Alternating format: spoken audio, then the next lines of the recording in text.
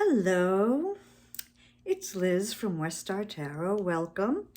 So, this is kind of a welcome to 2024 video. I thought I'd kind of wrap up a little bit about 2023 and then just talk about my just things that I'm thinking about for 2024. I don't know, this is kind of a chatty video. I don't know. I just felt like making a video, and I just wanted to talk about some thoughts that I've been having and some cards that I've pulled. And so I guess I'm just going to start with, oftentimes I will pull a card of the year. And I've found sometimes that midway through the year, I kind of forget about it and it falls by the wayside. Or, sometimes it's a card that I don't like. And I don't want to play with that card for a whole year. And so I kind of let it fall by the wayside. So this year, I did something a little bit different. So first of all, I'm not sure what order to do this in, but I think since this is at the top of my list, I'll talk about it. So for 2024, I decided that I want to center happiness. So I want to center happiness, joy, loving kindness. The world is a rough place. I mean, it always has been. And it seems like it's getting worse. And this year in 2024 in the States, it's probably going to be pretty contentious politically.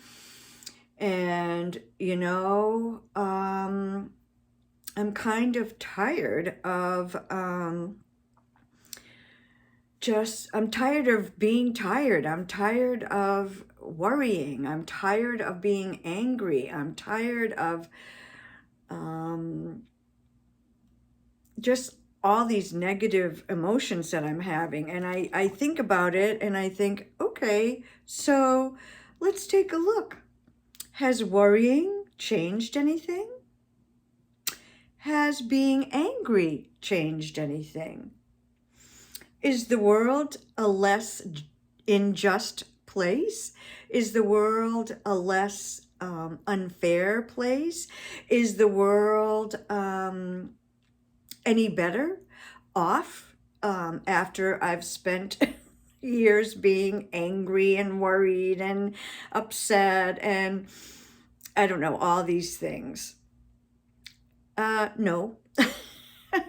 So I thought, okay, well, let's try a different tactic. And so I thought, I'm going to try centering happiness and joy and appreciating everything that comes into my life, from the feather I find on my walk, or the pine cone that I find on my walk, or the shell that I find as I'm walking down the beach, or the red-tailed hawk that flies by, or the beautiful sunset, or anything from small to big. I'm going to appreciate it and I'm going to be thankful for it. And as I said, this idea of centering happiness, I don't mean it in a selfish way. I'm thinking that if I center happiness and loving kindness and joy, and I experience and kind of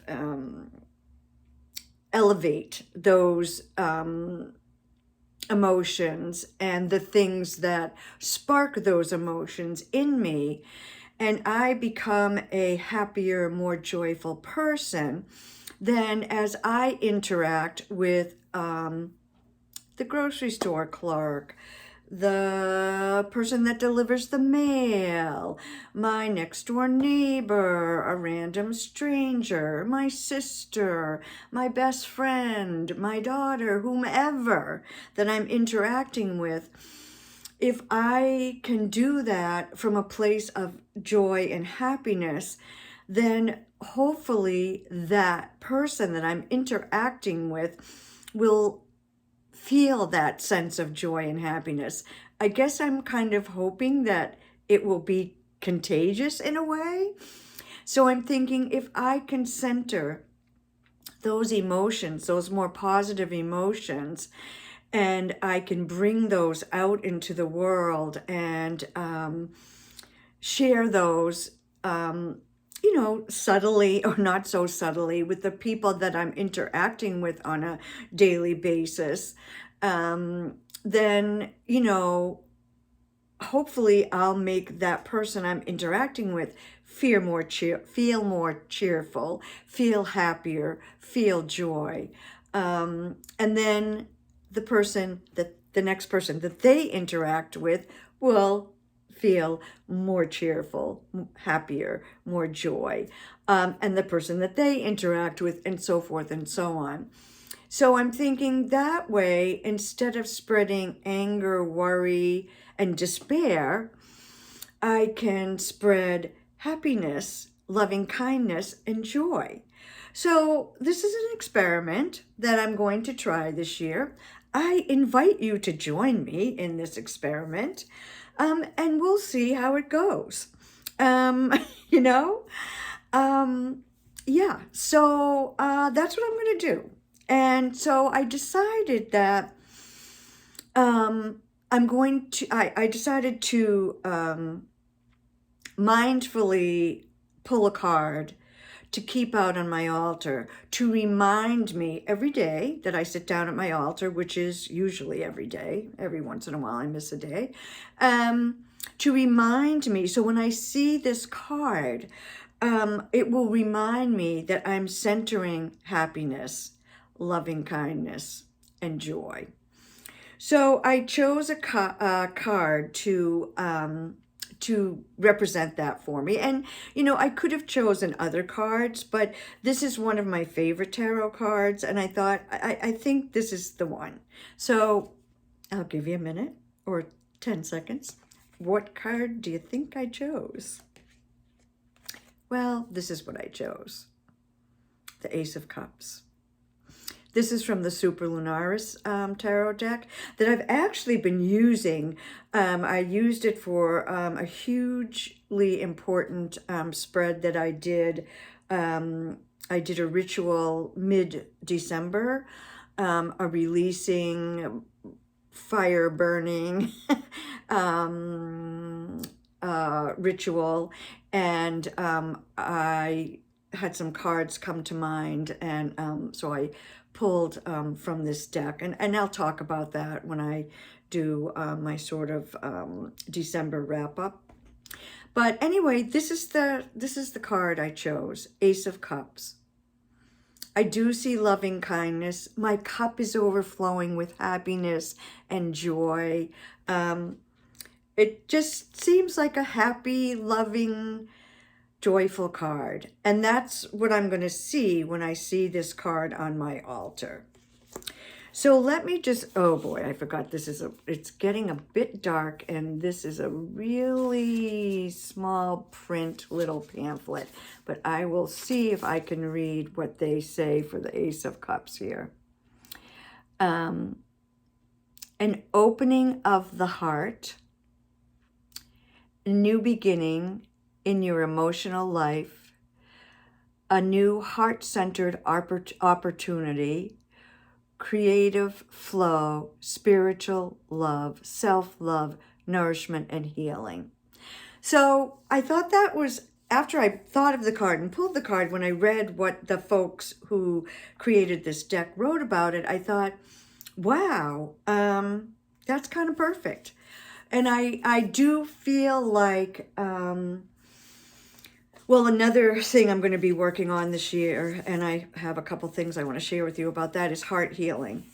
And I feel that as I heal my heart and I'm able to feel more love, more happiness, more joy, when I can feel like I'm healing, healed, becoming whole, again, I will ripple that out, and hopefully it will impact positively the folks that I interact with on a regular or daily or random basis. So that's that. And then I also pulled a card the usual way. I just shuffled and pulled a card, and I got the Judgment card. Can you see this card? It's beautiful. You see that face? I'm going to try to read this one too. This little teeny print, and it's kind of dark in here. I'm losing the light. So this is the Judgment card from Superlunaris.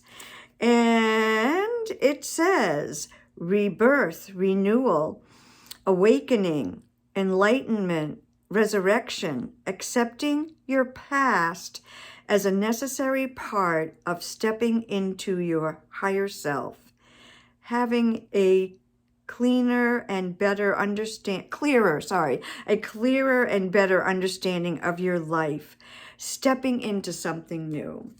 And so, as I mentioned, in December, I did this releasing ritual where I was outside and had the fire pit going and was literally burning things in the fire to release. And so I thought this Judgment card would be a good reminder of the powerful impact that ritual had on me. So those two cards, the Ace of Cups and the Judgment card, will be following me throughout 2024. And so in addition to all this, I feel like heart healing. I've worked on that before, but this year in particular, I'm going to really center heart healing. And I have a couple things that I'm going to use to do that. So one is my beautiful rose quartz palm. I mean, it's like a palm stone, but it's, oh, I love this stone so much. And she has a name, Rosie. Not very original, but that's what I heard her name to be. I got this beautiful crystal from a crystal sale that Patrick Fogarty at the Living Wheel had online last year, the year before, I don't know. But I sleep with Rosie on my bedside table. But I feel like I've kind of gotten so used to her being there that I'm not paying attention to her. So I want to, I think I'll put her back on my altar where you know, I'm kind of more awake and I can focus more on and listen to what she has to say and interact and work with her on a regular basis. And then the other thing I'm going to do is take Rose Petal Elixir. This is a product that I make. It's called Rose Petal Elixir. And I have a beach rose, a huge beach rose shrub in my yard. I live on Cape Cod and it's very sandy here. And peach roses, Rosa rugosa, wild rose, amaze me, because when I walk along the beach where I walk and hang out and swim and whatever all year round. I don't swim all year round. I'm kind of a baby about that. But in the summer, I do swim.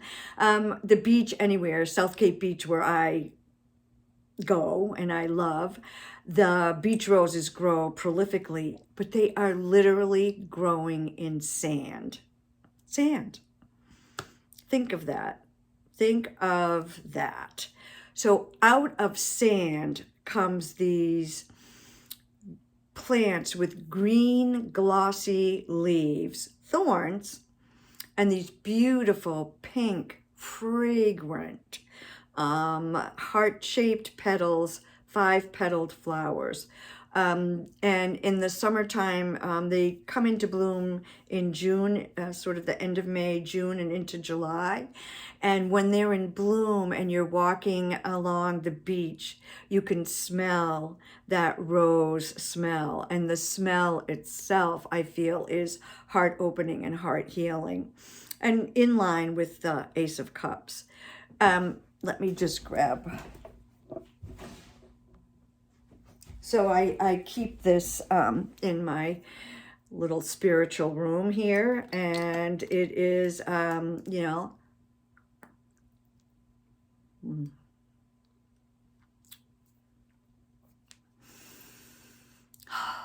so because I make this by infusing the fresh rose petals in vegetable glycerin for 6 to 8 weeks.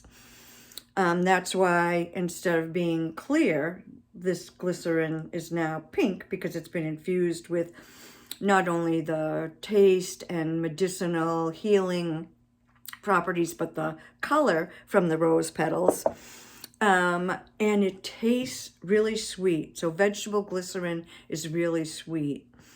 But it tastes like rose smells. I don't know how else to describe it, but sweet, sweet, sweet. It's just delightful. I take it straight from the dropper. I also will put it in herbal tea, or maybe a little soda water or something, just to give it some flavor. And it's just delightful. And it heals, rose heals the physical as well as the metaphysical heart. And so I feel like this beautiful rose petal elixir is going to help me as I center happiness, and I center loving kindness, and I center joy, because it's joyful, it's loving, it's happy.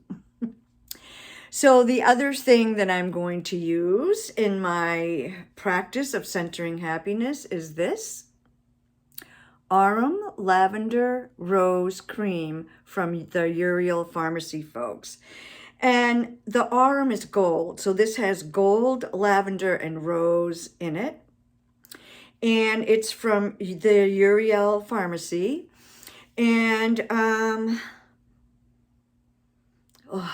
so the taste of the rose and the scent of the lavender and the rose in this cream. And what you do with this cream is you take a teeny tiny dab of it and then just rub it around your heart chakra.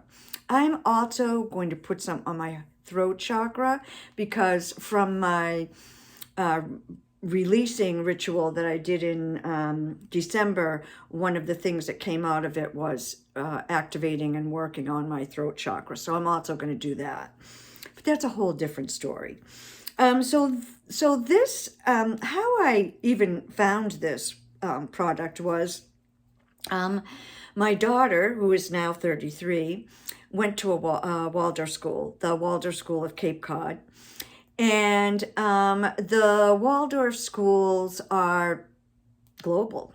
They started in Europe, in Austria, in just pre-World War I, by Rudolf Steiner, who is the inventor, creator of anthroposophy, which is a whole, he was a theosophist, but he broke away from theosophy and formed this new philosophy that he called anthroposophy.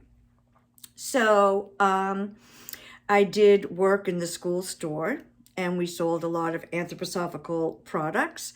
And one of the things that we sold, we sold quite a few products from the anthroposophical medicine pharmacy, Uriel. And I remembered this product And I had forgotten about it because, you know, my daughter's 33 now, and she went there from age 7 to 14, 15, I don't know. So it's been a long time ago, and I kind of forgot about it. And then one of my friends, who's also a Waldorf mom, she said, remember that cream we used to get? So anyway, I researched it, and now I have found this. So I'm going to be using this, the Rose Petal Elixir, the Rose Quartz, to help me, oh, and the Ace of Cups, to help me in my centering happiness practice for 2024. And I'm hoping that this will become a year-long practice, and I'll keep updating you. So that is sort of, wow, 20 minutes about that. Okay, I guess I gotta, all right, so, I don't know if you can see, let me see if I could, if you can see in the background there. That is a crystal grid. In the middle of it is a beautiful piece of rose quartz carved in the, like a rose, so it looks like a rose. That was created at our solstice celebration. My friend said to me, Liz, I feel like we need to create a crystal grid for you. So as part of our solstice ritual, that's what we did. And I'm going to be leaving that crystal grid up for as long as I feel like I need to, the whole year, the rest of my life, I don't know, until tomorrow, whatever. When I feel like it's time to take it apart, I will. But for now, it's staying, and I keep the lights going on it when I am up and about, and it's beautiful, and it's sending out this wonderful energy for healing for me, and I hope anybody who wants to feel that energy can feel it. So that was that. I wanted to just talk quickly about, I am not a big end of the year holiday person. I do love solstice. I celebrate solstice. I go out and I cut greens and I decorate my house with greens, with evergreens. I do usually get a small tree and decorate it as a Yule tree with stars and lights and moons and, you know, things that represent Yule to me and solstice. I'm not a Christian, and I'm not a capitalist, so Christmas is not a holiday I'm particularly fond of. As I mentioned, my daughter is an adult, so I don't need to do Christmas for her. My parents have passed on, so I don't need to do Christmas for them anymore. And so I am finally at a point in my life where the people in the generation above me and the people in the generation below me don't need me to do things that I don't want to do. So I can now opt out of freaking Christmas. And I am so happy about that. This year, a friend of mine and I went to the movies on Christmas Day. And we saw The Color Purple. It was great. She said, oh, I hope this is a new tradition. So anyway, that was great. I'm not a huge fan of New Year's Eve either. I'm not a drinker. I mean, I do like champagne, so I would have a couple glasses of champagne, but I don't like to get drunk. I don't like to be around drunk people. So New Year's Eve isn't a big thing for me either. But this year, I was invited to a small New Year's party. There were 10 people there, and I knew most of them fairly well. And what they do at this party is they, you know, eat, drink, and be merry, but they play games. So over the course, it's not like constant, but over the course of the evening, we started out with this unscramble word game, and people would get points. And then we did this flip the cup tic-tac-toe thing.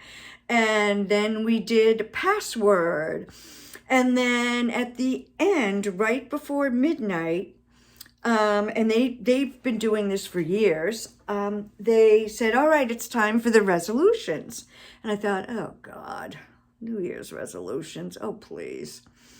But what they do is you write a New Year's resolution starting with I will, and then whatever. And it's not I will stop eating sugar, or I will not swear, or I will eat more vegetables, or, I'll stop being a cranky bitch, or, it's not that kind of a thing. It's more of a joyful celebration, or what new thing can I bring into my life?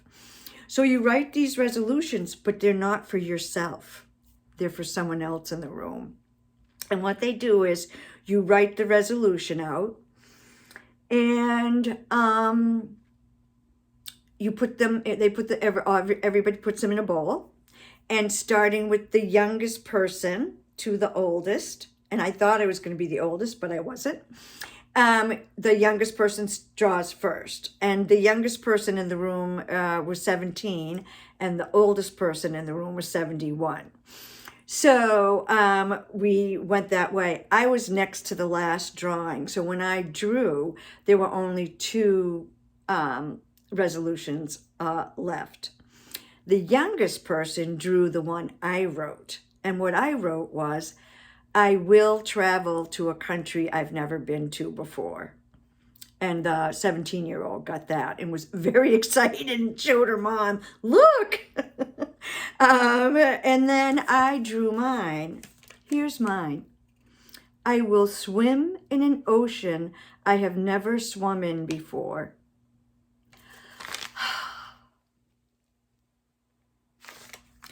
There's not that many oceans. There's a lot of seas, but there's not that many oceans. And I'm sorry, I am not going to swim in the Arctic Ocean. I have already been in the Atlantic Ocean and the Pacific Ocean. So that's kind of leaving me with the Indian Ocean. So I'm like, oh my gosh, I have 12 months. Can I do this? I don't know. Maureen, will you invite me to Reunion Island? Aren't you in the Indian Ocean? If you're watching this video. Only kidding. Anyway, wow.